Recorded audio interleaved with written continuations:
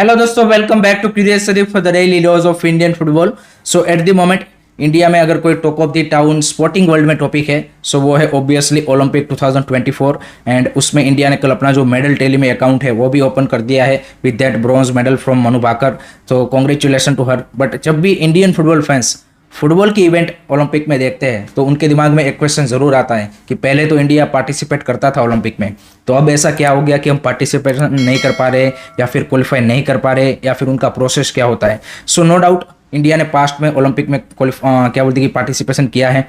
4 बार हम खेले हैं ओलंपिक्स। 1948 से लेकर 1960 तक के जो 4 ओलंपिक्स थे उसमें हमने लगातार पार्टिसिपेशन किया था। उसके बाद हम कभी भी नहीं कर पाए हैं।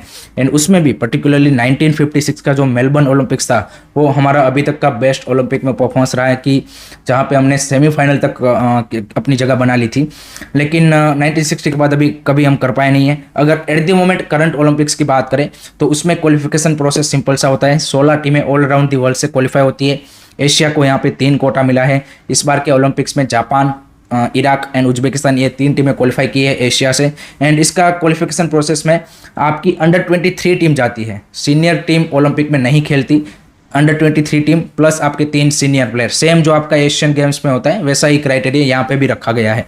प्रोसेस के लिए आपको एशिया में अंडर 23 जो एशियन कप होता है उसमें टॉप 3 टीमों में आना है। यानी कि अंडर 23 एशियन कप के जो दोनों फाइनलिस्ट थे जो कि इस बार के जापान एंड उज्बेकिस्तान थे, एंड तीसरा यहाँ पे जो थर्ड प्लेस के लिए मैच होता है दोनों सेमीफाइनल के लूजर के बीच में, वो यहाँ पे क्वालिफाई करते हैं। तो इसके चलते इराक भी यहाँ पे क्वालिफाई किया है। सो इंडिया, हम सबको पता है कि कभी भी अंडर 23 एशियन कप ही क्वालिफाई नहीं कर पाया है। सो हमारा जो क्वालिफिकेशन ओलंपिक में है वो ऑटोमेटिकली वहाँ पे आपका रुक जाता है। लास्ट ईयर अगर आपको पता है कि बिफोर द एशियन कप हमने 2 अंडर 23 एशियन कप के क्वालिफायर्स खेले थे अगेंस्ट चाइना एंड यूएई, उनकी अंडर 23 टीम के सामने। सो वो हम हार गए। सो ऑब्वियसली आप क्वालिफाई नहीं कर पाए अंडर 23 एशियन कप के लिए, तो आपका फिर ओलंपिक में खेलने का कोई चांस ही नहीं बनता।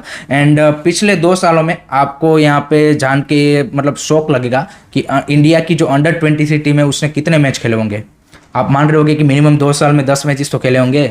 इतने तो खेल ही सकते हैं क्योंकि बाकी टीमें तो आप हमारे से काफ़ी ज़्यादा, कई गुना ज़्यादा मैचेस खेलते हैं। इंडिया ने पिछले 2 साल में खेले हैं अंडर 23 के 4 मैचेस। एशियन गेम्स में तो आपके 3 सीनियर प्लेयर भी आ जाएंगे। वो 2 अंडर 23 एशियन कप क्वालिफायर्स के 2 मैचेस लास्ट ईयर, इस साल वो मलेशिया के सामने हमने जो 2 फ्रेंडली खेले। आपके पास ना तो परमानेंट कोचिंग स्टाफ है। महेश कावली को आपने कोच बनाया था लेकिन उसको कभी मैच नहीं दिया अभी तक। एंड आप अंडर 23 के मैचेस ही अरेंज नहीं कर रहे। आपके प्रेसिडेंट यहाँ पे नए कोच मनोलो मार्केस को बोल रहे हैं कि हम अंडर 23 टीम को डेवलप करना चाहते हैं। Where are the matches? कैसे आप डेवलप कैसे करोगे अगर आप एशियन गेम्स, ओलंपिक्स या फिर अंडर 23 एशियन कप के लिए अपनी टीम को रेडी करना चाहते हो? मैचेस तो देना पड़ेगा उनको। एंड उसके मैचेस पे आपको जो फीफा विंडो है उसी में कहीं ना कहीं अरेंज करने पड़ेंगे क्योंकि मोस्ट ऑफ दी जो आपके अंडर 23 के प्लेयर होंगे वो आईएसएल क्लब के साथ होंगे। सो उसको रिलीज करने के लिए फिर अगर आप आउटसाइड फीफा विंडो रखोगे तो वहाँ पे फिर से वो क्लब वर्सेस कंट्री का दिक्कत आ जाएगा। तो जितने भी आपको मैचेस अरेंज करने हैं अंडर 23 के भी, वो मोस्ट ऑफ द टाइम आपको फीफा विंडो में अरेंज करने पड़ेंगे जब आपकी सीनियर टीम भी खेल रही होगी ताकि आपकी एक बी टीम भी रेडी हो पाए। बट अनफॉर्चुनेटली अभी तक यहाँ पे नए एएफएफ रिजिम की ओर से एंड वो यहाँ पे क्या बोलते प्रायोरिटी नहीं दिखी है कि जहाँ पे अंडर 23 को एक प्रॉपर कोचिंग स्टाफ दिया जाए, प्रॉपर मैचेस दिए जाए ताकि आपकी एक बी टीम भी रेडी हो पाए एंड इस तरह के जो इवेंट है उसमें हमारा पार्टिसिपेशन बढ़े। So that should be done by the AFF. ये उनकी प्रायोरिटी होनी चाहिए बट अनफॉर्चुनेटली अभी तक तो दिखी नहीं है। लेट्स सी यहाँ पे आगे आने वाले टाइम में दिखती है कि नहीं दिखती। लेट मी नो गाइस, आपका क्या ओपिनियन है इसके रिगार्डिंग, कॉमेंट सेक्शन में जरूर बताइएगा।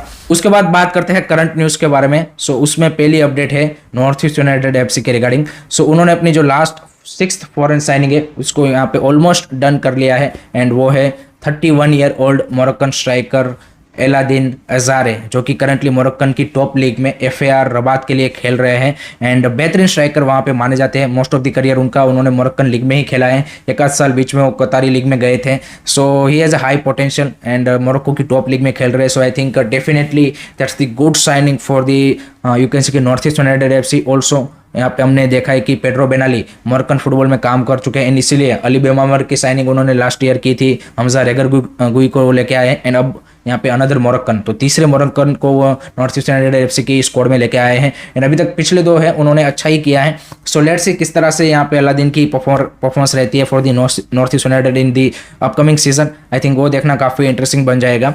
उसके बाद बात करते हैं special day for Mohan Bagan fans because it's a Mohan बगान डे एंड काफ़ी ज़्यादा स्पेशल इसलिए भी है कि उनकी पूरी टीम आज फर्स्ट टीम जो है उसको रिवील किया जाएगा। ऑलरेडी यहाँ पे जिस तरह से होसे मोलिना को एयरपोर्ट पे रिसीव किया गया, उन्होंने अभी कल स्टेडियम को भी विजिट किया है मोहन बगान के ग्राउंड को एंड आज रात को जिस तरह से भाई जेमी मैकलरेन को भाई रिसेप्शन मिला एयरपोर्ट पे, that was a crazy sense. So both the clubs, East Bengal के फैंस भी भाई अपने फॉरेन प्लेयर्स को ज़बरदस्त वेलकम दे रहा है, मोहन बगान के फैंस भी हम देख रहे हैं कि भाई क्रेजी वेलकम यहाँ पे कर रहे हैं उनके नए कोच का, नए प्लेयरों का एंड जेमी मैकलरेन की साइनिंग जिस तरह से हुई है एंड जिस तरह का उनका क्रेज है, I think definitely Mohan Bagan fans काफ़ी ज़्यादा एक्साइटेड है। सो आज से उनको आज सुबह 9 बजे सारी टीम को, फर्स्ट टीम को, कोच को एंड बाकी जो उनके नए साइनिंग्स हुए उन सबको यहाँ पे रिवील किया जाएगा एंड देन अपनी जो फर्स्ट टीम है वो यहाँ पे उनकी ट्रेनिंग स्टार्ट करेगी एंड उसके बाद आगे आने वाले मैचेस में दुरांत कप के में भी पार्टिसिपेट करें and then obviously ISL and everything. So I think Mohun Bagan fans के लिए इस सीजन भी काफ़ी ज़्यादा एक्साइटिंग होने वाला है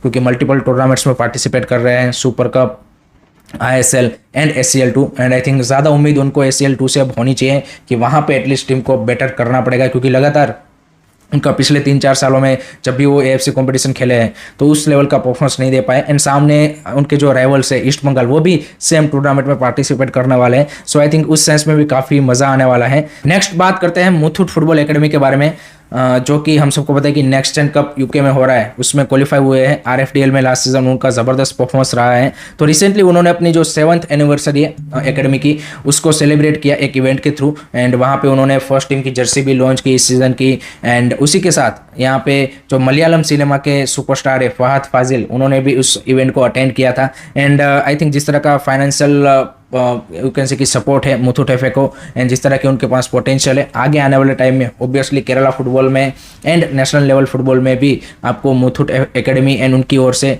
यहाँ पे रिप्रेजेंटेशन होते हुए देखने को मिल जाएगा। So that's a great thing to see कि इस तरह के और ज़्यादा एकेडमीज क्लब्स हमें यहाँ पे नेशनल लीग्स में, स्टेट लेवल की जो आपकी लीग्स है वहाँ पे देखने को मिलने चाहिए ताकि और भी ज़्यादा प्लेयरों को यहाँ पे चांसेस मिले।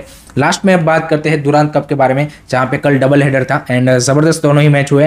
पहला मैच था जमशेदपुर वर्सेस असम राइफल जहाँ पे इजीली जमशेदपुर ने 3-0 से असम राइफल को हरा दिया with the Mohammad Sanan case brace and Imran Khan lone goal. So दोनों की ज़बरदस्त परफॉर्मेंस एंड खालिद जमील के अंदर उनका इस सीजन का भी विनिंग नोट के साथ आगाज हुआ है। Assam rifle defensively looks really poor and जो कुछ आप बोल सकते हैं कि सिली मिस्टेक उन्होंने बॉक्स के अंदर डिफेंस में पोजिशनिंग वाइज की, उसके चलते काफ़ी सारे उन्होंने गोल भी ये 3 कंसीड किए। बट ग्रेट टू सी कि मोहम्मद सनन के ने भाई यहाँ पे इस टूर्नामेंट की ज़बरदस्त शुरुआत की है। लास्ट सीजन हमें उनका पोटेंशियल देखने को मिल गया, इस सीजन आई थिंक एक लेवल और अपना जो परफॉर्मेंस है वो मोहम्मद सनन के लेके जा सकते हैं। Imran Khan also looks good and बाकी प्लेयर भी जो उन्होंने साइनिंग की है I think Mubashir Rahman and everyone, Ashutosh Mehta ने भी कल मैचेस खेले। So it's a great to see and एक विनिंग नोट के साथ यहाँ पे जमशेदपुर ने अपना जो कैंपेन है उसकी शुरुआत की है। दूसरा मैच था इंटरकाशी वर्सेस मोहम्मदान SC एंड वो 1-1 से यहाँ पे ड्रॉ रहा। वो भी काफ़ी एक वो ज़्यादा आई वुड से कि एक फाइटफुल मैच रहा कि जहाँ पे इंटरकाशी ने पहले